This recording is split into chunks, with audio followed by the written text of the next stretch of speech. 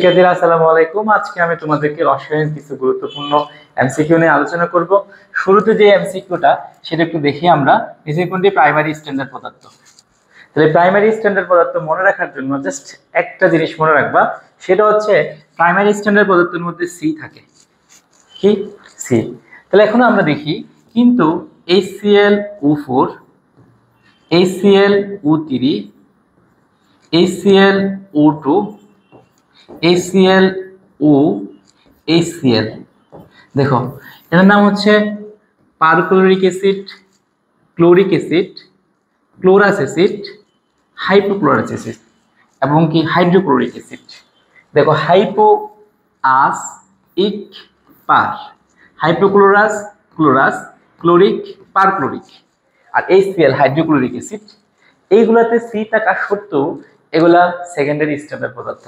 তাহলে আমরা দেখি নিচের কোনটি প্রাইমারি স্ট্যান্ডার্ড পদার্থ।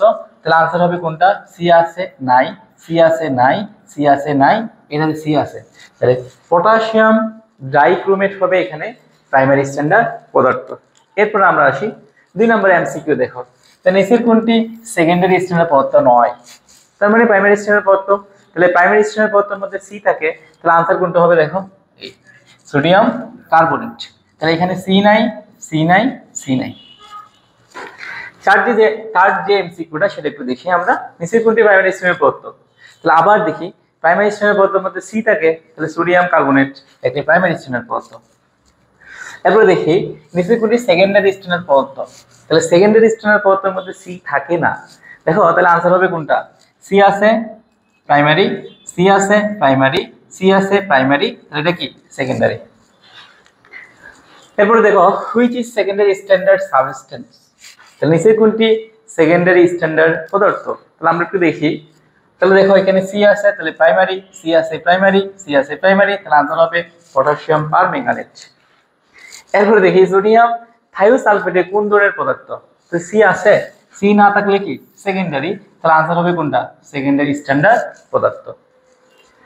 এরপরে এই জিনিসটা একটু দেখি আমরা। মিথাইল রেড অম্লীয় মাধ্যমে কি বর্ণ প্রদর্শন করে?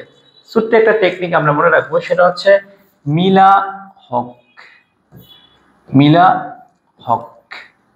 দেখো মতে হচ্ছে মিথাইল রেড, লতে হচ্ছে লাল, আর হতে হচ্ছে হলুদ। তাহলে মিথাইল রেড অম্লীয় মাধ্যমে, প্রথমটা হচ্ছে অম্লীয় মাধ্যম,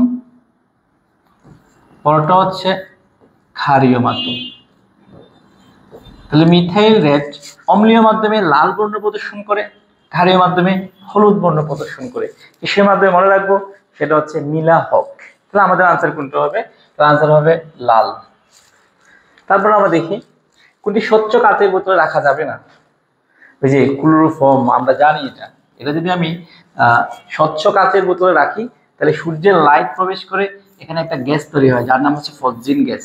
তাহলে ক্লোরোফর্মকে স্বচ্ছ কাচের বোতলে রাখা যায় না, এটাকে বাদামি বোতলে রাখা হয়। এরপরে দেখি নিচের কোনটি দাহ্য পদার্থ?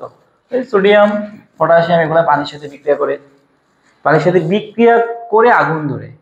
কিন্তু NaCl দেখো তো প্রশ্নে আসে না আগুন ধরার, তাহলে আনসার কোনটা? বেনজিন। বেনজিন কি দাহ্য পদার্থ। তারপরে দেখি এটা আসছে BCS 47তম BCS আসছে, সেটা হচ্ছে নিচের কোনটি পানি সক্রিয় পদার্থ? তাহলে পানির সাথে বিক্রিয়া করে কোনটা? সেটা হচ্ছে সোডিয়াম। সোডিয়ামকে যদি তুমি পানির মধ্যে রেখে দাও, তাহলে সোডিয়াম কি করে? আগুন ধরে যায়।